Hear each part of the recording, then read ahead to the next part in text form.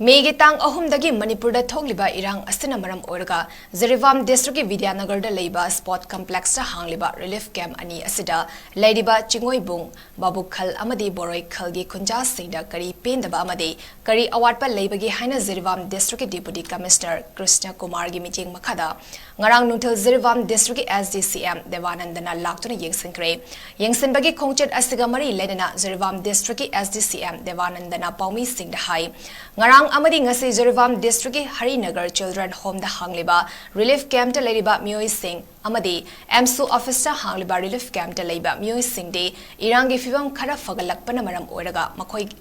hanagi mayumda hankre adubu vidyanagar sport complex ta hangliba relief camp ani asidadi security reason khara leibana hanba yadana leidi adubu relief camp ta leiriba mioi singnadi haningbagi apamba adu phongtokpa leikre hiram asigi matangda concern oibiriba deputy commissioner su security meeting pangthokiba su leire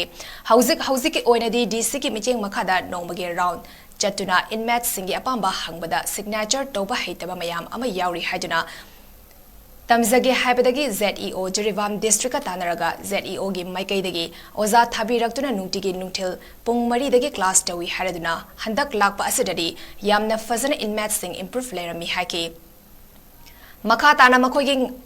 पामजबा skill सिंग खंगदोकलगा मखोगी अपांबा अदुगी मतुंग इना deputy commissioner की meeting मखादा अथुबा मतमदा मखोगी अपांबा अदु तौनबा होनगनी हाइना फोंगदोकरे हौजिक लैरिबा relief camp अनीजिदी अखोई security reason दगी हनबा यादबदगी लैबनी मखोइनजु हनिंगबगी अपांबदी अखोइदा फोंगदोरकपा लैरे कंसर्न ओइबिरिबा अखोई सर डिप्टी कमिश्नर नसु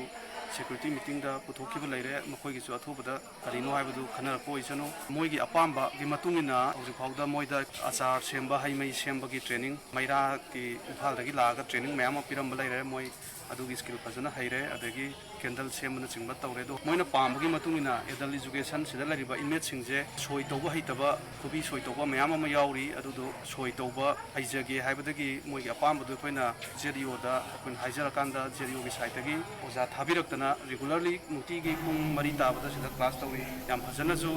इंप्रूव हैरमे